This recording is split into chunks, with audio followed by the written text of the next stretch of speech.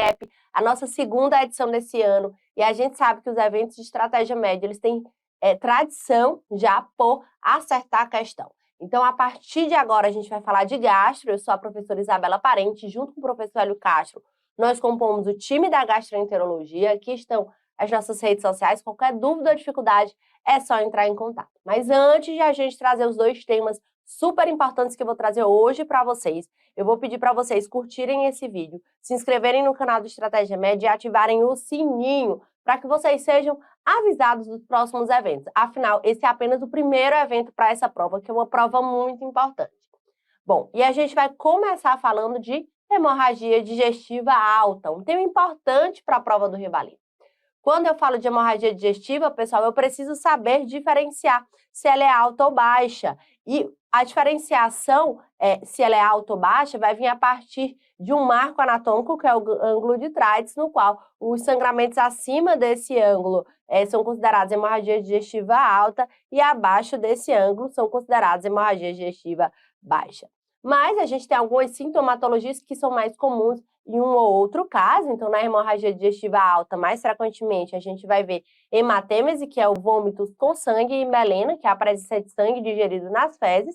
Lembrando que a hemorragia digestiva alta, pessoal, ela pode ser dividida em varicosa, causada por varizes, em 15% dos casos, e a maior parte delas é do tipo não varicosa, sendo a principal causa a doença ulcerosa péptica, mas também temos outras causas, como malorivais, as famosas ites, causas vasculares e também o câncer. Quando a gente fala de hemorragia digestiva baixa, pessoal, a gente já vai ver outro tipo de sintomatologia. O sangue, ele vai sair vivo nas fezes, porque ele vai ter menos tempo e menos locais para ser digerido, certo? Então, a gente vai ver enterorragia e também hematoquesia, certo? Isso é hemorragia digestiva baixa. E das causas, pessoal, de acordo com a faixa etária, a gente tem alguma causa que é mais prevalente. Então, nos idosos com mais de 60 anos, eu chamo a atenção aqui para a diverticulose e também para a angiodisplasia. Nos adultos jovens, pessoal, com menos de 50 anos, as causas anorretais, como hemorroidas, doença inflamatória intestinal e os famosos pólipos. Para as crianças e adolescentes, lembrar sempre do divertículo de Meckel, naqueles casos de sangramento abundante na primeira década de vida, de intussuscepção, quando o sangramento ele é muito leve, geralmente ocorrendo até 2 a 3 anos, e também nos pólipos juvenis aí acometendo os adolescentes, perfeito? Bom, pessoal, e o que a gente precisa saber que é muito importante para a prova? Qual é a conduta? Isso é o que é mais cobrado, tá? Tanto nas provas do Rivalida quanto nas provas de residência. Então, diante de um quadro de hemorragia digestiva alta, o que eu vou fazer com o meu paciente? E isso vai depender se a etiologia for não varicosa ou varicose. Então, a primeira coisa que você tem que fazer é procurar na questão uma pista para saber, gente, esse sangramento, será se ele é por varizes? E aí, geralmente, a questão ela dá aquelas dicas de que o paciente ele é cirrótico, de que o paciente ele tem um abdômen acítico, o paciente ele tem aquelas telangiectasias, certo? O paciente tem uma história de etilismo importante. Então, isso vai me remeter para varizes. Ou não tem isso descrito. E aí a gente vai pensar mais numa causa não varicosa, que é a principal causa. Pois bem, falando de hemorragia digestiva alta não varicosa, o que eu vou fazer? Então, o paciente chegou sangrando na emergência. Primeira coisa que eu vou fazer é deixar esse paciente em dieta oral 0 e avaliar a volemia, sinais vitais, certo? Para fazer uma reposição com cristalóides guiada pelos sinais vitais. Vou avaliar a necessidade de hemotransfusão, que vai depender se o paciente é cirrótico coronariopata ou se faz parte da população geral. Lembrando que em coronariopata eu vou ter o corte de hemoglobina de 9 e na população geral de 8 para hemotransfundir. Vou avaliar a etiologia e vou iniciar inibidor de bomba de prótons por via intravenosa e vou avaliar a gravidade para definir se esse manejo vai ser ambulatorial ou internado. E aí, o que eu vou fazer, pessoal? Bom, eu vou precisar identificar a minha fonte de sangramento. E para isso, eu vou fazer uma endoscopia digestiva alta. O ideal, pessoal, é fazer essa endoscopia em até 24 horas se eu estiver diante de um HDA não varicosa. Se for varicosa, tem que ser em até 12 horas. Lembrando que a endoscopia, ela identifica até 90% das lesões sangrantes, certo? E aí tem uma classificação que é super importante, que é para a doença ulcerosa péptica. E é uma classificação endoscópica, que é a classificação de Forrest, e que vai nos ajudar a ditar a nossa conduta. Então, o que acontece? Em relação ao sangramento, né, o paciente ele vai ser classificado em Forrest 1, 2 e 3. No Forrest 1A, ele tem um sangramento ativo em jato. No Forrest 1B, pessoal, ele tem um sangramento ativo em babação. No Forest 2A, ele vai ter um vaso visível. No 2B, ele tem um coágulo aderido. No 2C, ele tem um fundo de hematina. E no Forest 3, ele tem uma úlcera com fundo limpo. Lembrando, pessoal, que os pacientes Forest 1A, 1B, 2A e 2B, eles têm um risco maior do que 20% de sangramento. De ressangramento. O que isso significa? Que esse paciente tem que ser tratado endoscopicamente, ainda com calendoscopia, sempre combinando, pessoal, 2 terapias. Então, tenho que combinar 2 técnicas, senão eu não tratei meu doente direito. E eu vou, que 2 técnicas são essas? Escleroterapia, hemostasia térmica e hemostasia mecânica, certo? Isso vai ter que ser feito para o nosso paciente.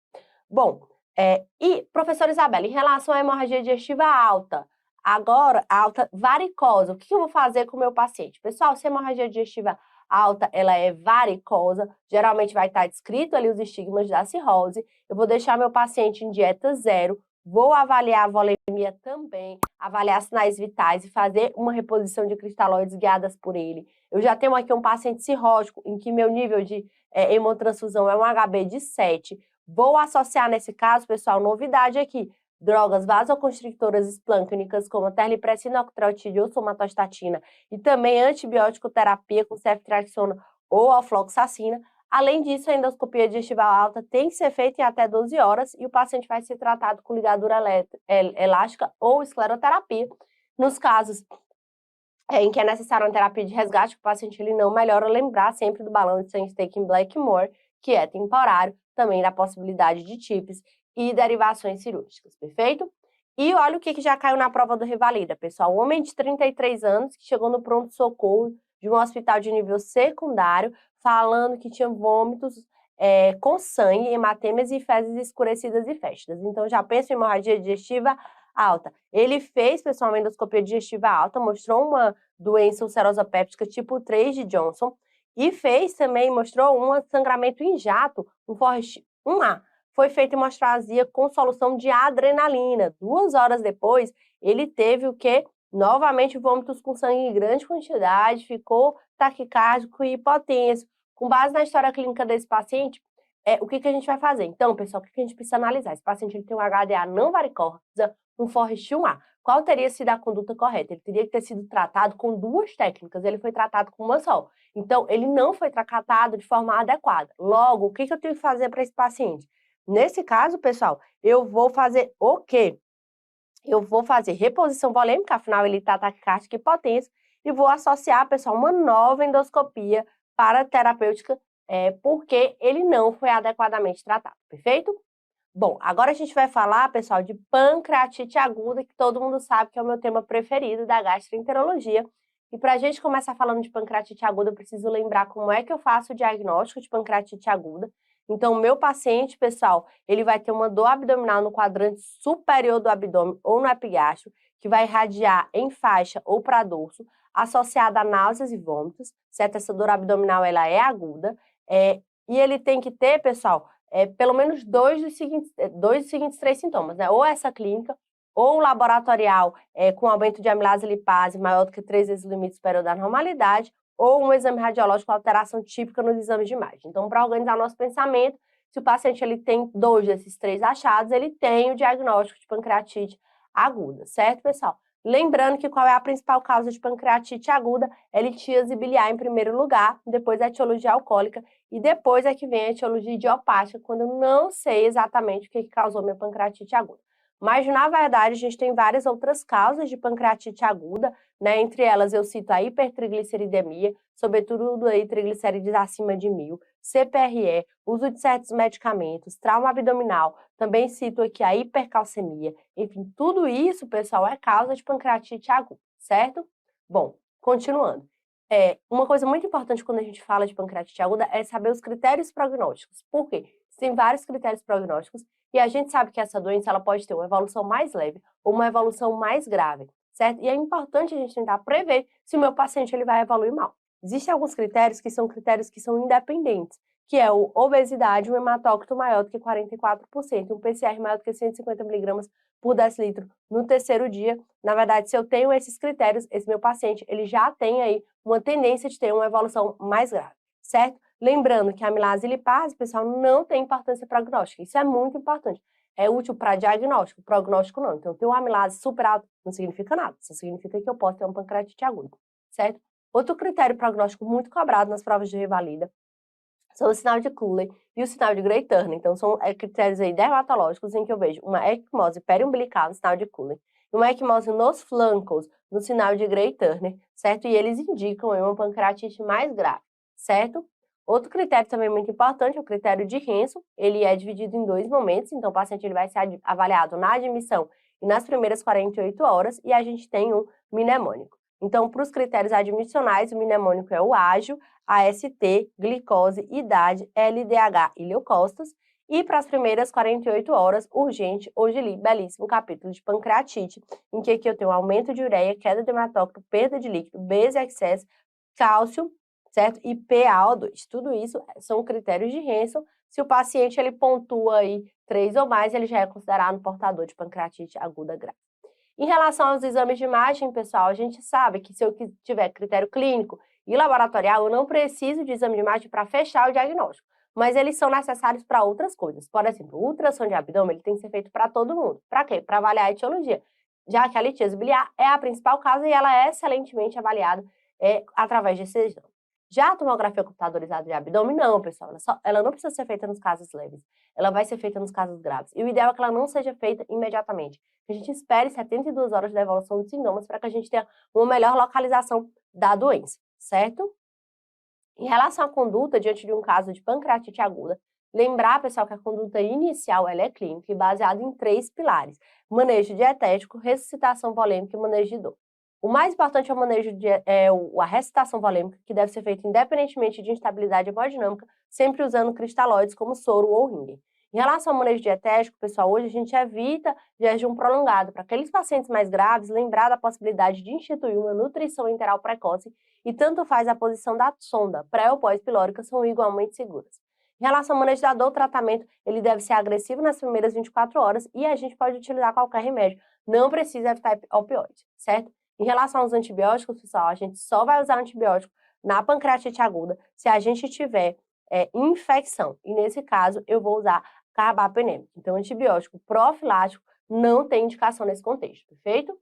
Bom, uma outra conduta importante é em relação à pancreatite aguda de etiologia biliar, que é a principal causa. Por quê? Pessoal, se a litíase biliar ela causou a pancreatite aguda, isso é grave, né? Então, a gente tem que resolver também a litíase biliar. Em que momento eu vou fazer a colecistectomia? Se o caso for leve, eu vou fazer ainda na internação aí que foi motivada pela pancreatite aguda. Se não, eu vou aguardar o paciente se restabelecer. Em relação à indicação de CPRE com papilotomia na urgência, eu só vou fazer isso se o meu paciente tiver colangite e obstrução do ducto colédoco, perfeito? Olha aqui como já caiu na prova também. Esse paciente era um paciente que tinha 37 anos, tinha um diagnóstico de uma pancreatite aguda leve, certo? O ultrassom mostrou cálculos múltiplos, os exames dela, eles mostraram aqui uma hemoglobina de RH de 12, uma amilase bem aumentada, certo? E compatível com pancreatite aguda. A paciente, ela melhorou, teve melhora quase completa da dor abdominal, estava aceitando bem a dieta e foi liberada. Qual é a próxima etapa, pessoal? O que tem que ser feito para essa paciente? Essa paciente, ela tem que ser feito colecistectomia na mesma internação, já que é um caso leve, pelo risco de recorrência dessa pancreatite aguda. Perfeito, pessoal? Bom, era isso que eu queria trazer para vocês. Meu muito obrigada, desejo uma boa prova a todos e os encontro aí nos próximos eventos de revisão de estratégia para essa prova. Forte abraço, até a próxima!